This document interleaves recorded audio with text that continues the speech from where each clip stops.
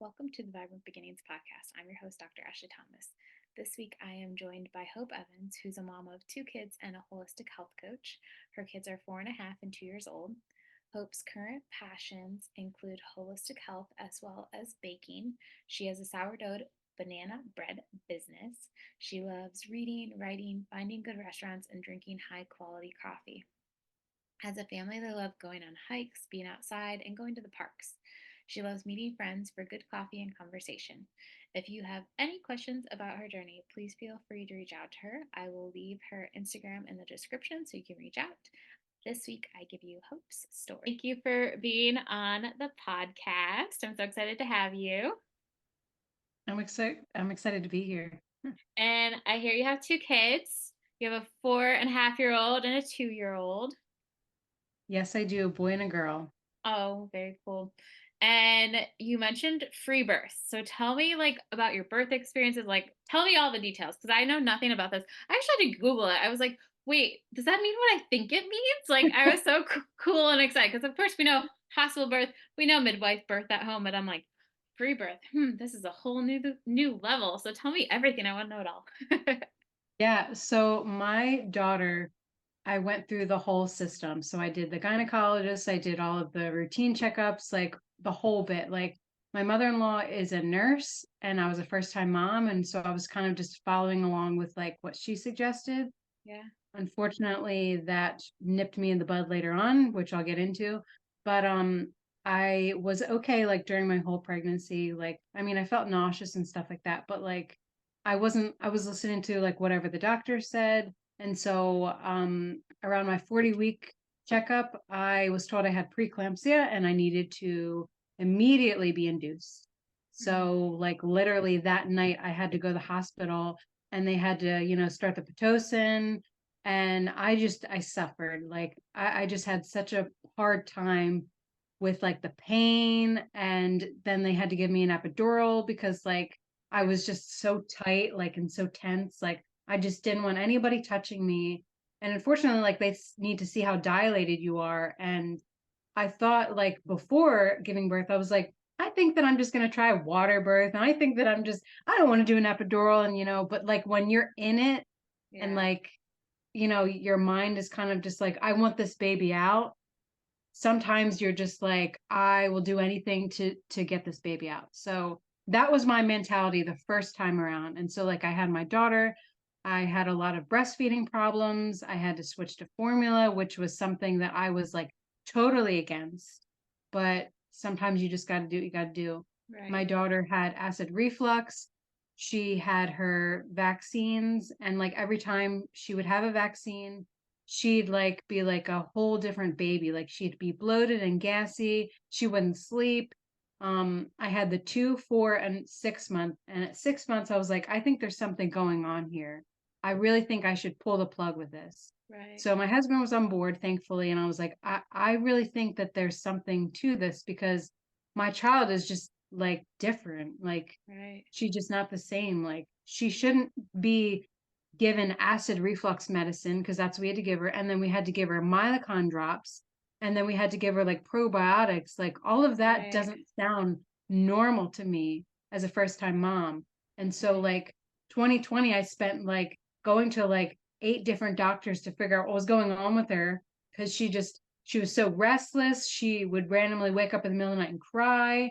And I'm like, there just has to be something here. So at the end of the road, I went to a chiropractor and a naturopath, and they were both like, your child is vaccine injured. That's why she has all these problems. And I was really pissed at the system for that, like, because we're told that these vaccines are supposed to be safe and effective Right. when, but they don't tell you about the side effects. Like, I'm all about like informed consent. Like, let me know just in case something could happen. Um, so that happened. And then the second time around, I'm like, I don't want to do that. And my husband was the same on board with me. And so I was like talking to my chiropractor, and my chiropractor is actually a free birth mom. Oh, cool. So um I was like, I think that I want to explore that avenue. So I started just talking to her about it. And then like I got pregnant and then I didn't know what to do. because the first time around, like I went to see a gynecologist and like, followed the procedures and stuff like that. But this Yeah. time I was like, it's all me, like it's my intuition. And it's like scary because, I have to listen and tune into myself if there's something wrong. But I was like, I know that I can do this. So, like, I only saw my chiropractor throughout the entire pregnancy, but my husband and I did a lot of research. We watched Free Birth Society videos. I did a lot of journaling, a lot of meditation, a lot of inner work. I had to just like make sure that I had a positive mindset. Like I needed to tune out all the noise because obviously, like family members are like, "Oh my God, that's so dangerous." "Oh my gosh, your baby's gonna die. Like you and Right. your baby are gonna die." That whole spiel. Especially when they're So coming from medical model too. A little bit more yeah, medical model. exactly. Yeah. Yeah, because like one of the first questions, so we went home because like I said, I'm from Pennsylvania. We went home like to tell our parents that we were pregnant, and my mother-in-law was like, "Oh, are you going to go see the same gynecologist as you saw the first time around?" I'm like, "No, I'm not going to see anybody actually." And then, oh my gosh, like I couldn't believe like the tension in the room was like, "Oh, what do you mean you're not going to go see anybody?" Like that's just Yeah. so like crazy. Um, and so I knew that instinctually that I could do this. Like I didn't need anybody to tell me otherwise.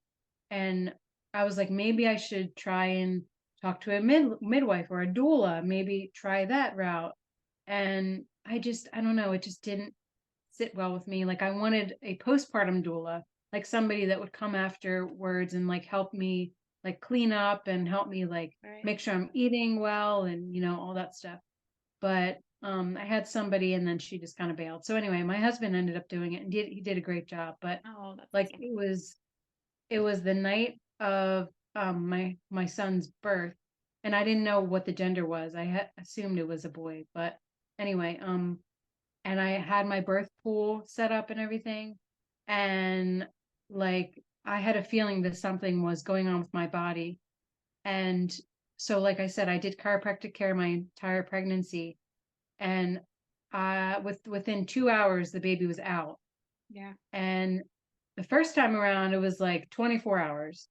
So I'm like, holy crap. Like, obviously, that was something that really helped during my pregnancy. And also just surrendering to like, I call them sensations, just surrendering through every sensation. I'm like, I know that I can do this, talking to the baby, speaking to him, making sure we're on the same page, working together. And then I had him, and it was just the first week was just like bliss. Like, That's it's awesome. like night and day versus my first. Like, I'm like bleeding so much my first time around. Like, I was literally bleeding up to like 6 weeks. First time, like just a week, and then that was it. Like, and breastfeeding was easier. Like my son had a few like latch problems, which I went to a lactation consultant for that. It wasn't a big deal. But like I'm saying, like like hospital versus like a free birth, like it's like night and day. Yeah.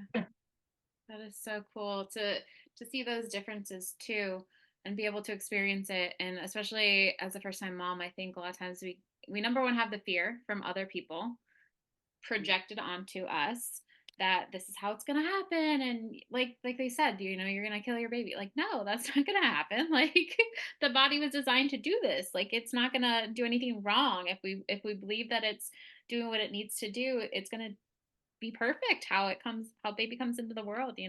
Sometimes we Mhm. need those medical interventions, but we don't always need them. Right. And the Mhm. biggest thing I'll see with women is when they start the induction. It's just kind of like that domino effect, unfortunately. And if you sometimes look at it from the standpoint of we're kind of forcing baby out into the world and they're maybe not ready, that's why it can sometimes take longer too. So it's kind of interesting to see those perspectives. But that's so cool about like the whole free birth and everything, and trusting your intuition. I mean, that's the biggest thing I've learned so far on this journey of interviewing women is the surrender part, for sure. Yeah. Yes, Surrender and it's so. intuition. Mhm. Yeah, that's so awesome. Even with the whole like doula midwife thing, they definitely have their time and place. But if your body's saying, nope, I'm doing this on my own, that is so cool. Yeah, because and also like I'm the type of person to like be like a people pleaser. So like I grew up in that environment where like my mom called me like a month later, like after I announced I was pregnant, and she was the one that said your baby's gonna die. And like normally like I'd be like, you know what? You're right. I might want to change the way I'm doing things because my parents don't approve of it. But Mm. like this was I felt so like internally passionate about. Like I knew as soon as I heard about free birth through my chiropractor, I knew that I could do it. And I knew that I wanted to prove this to myself.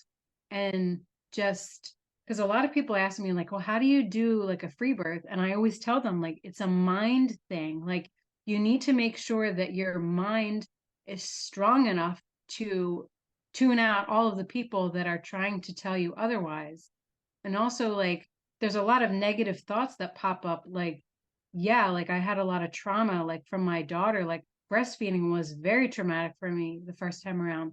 And I'm very afraid of that. But like, my chiropractor was like, do an exercise where you write all of the negative things. And then, like, on the opposite side of the paper, write all positive things. So, like, for example, like I'm going to fail at breastfeeding. Instead, like I'm going to succeed at breastfeeding. And like, so like that really helped me like to really talk about my fears and like see them on paper and then know that that stuff is not going to happen this time around because it's not the same pregnancy. It's a totally different pregnancy. So that really.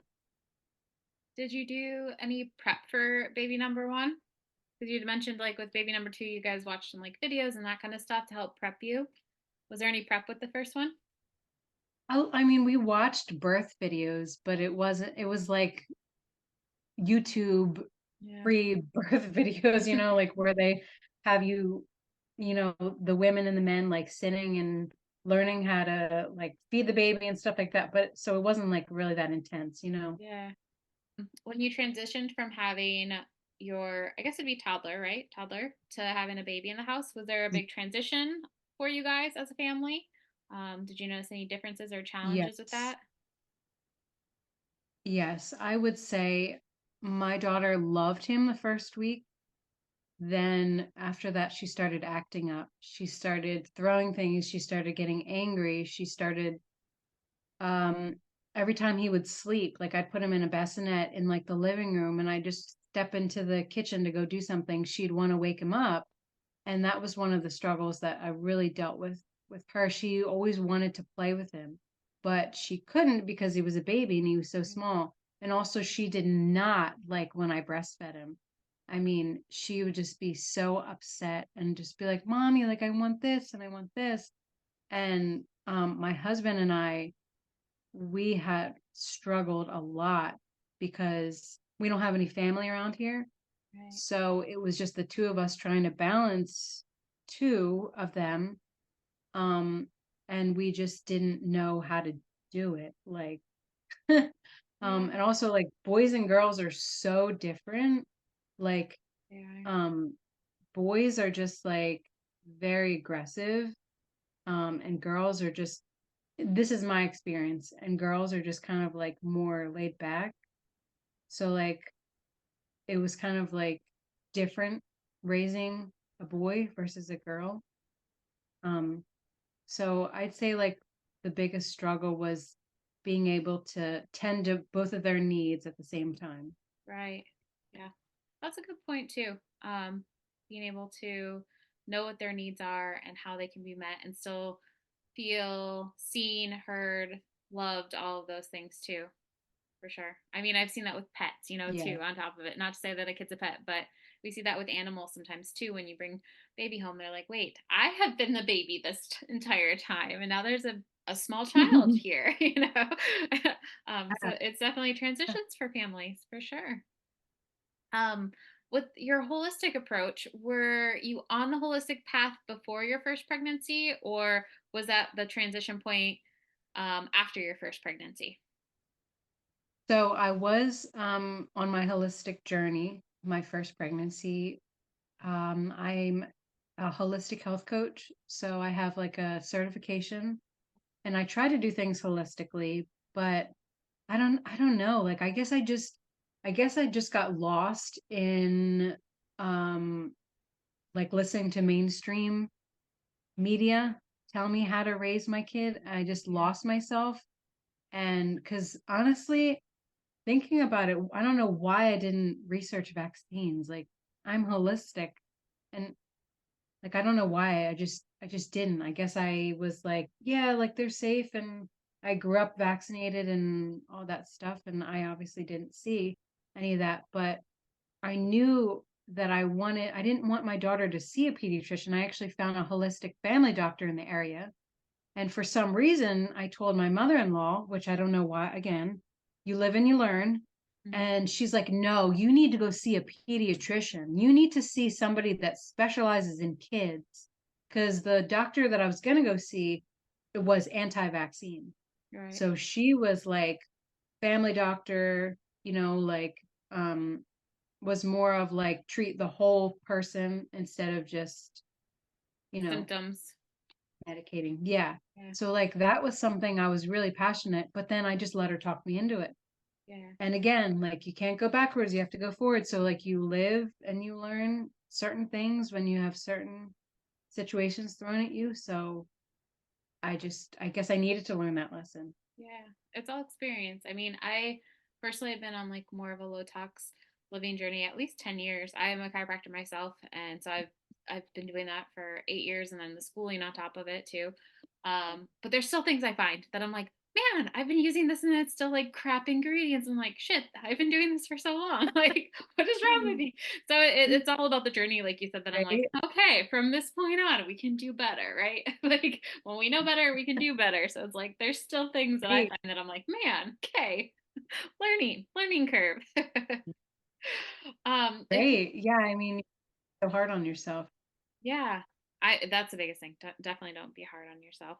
Like you said, it's the journey and it's lessons that you had to learn for sure. Hmm.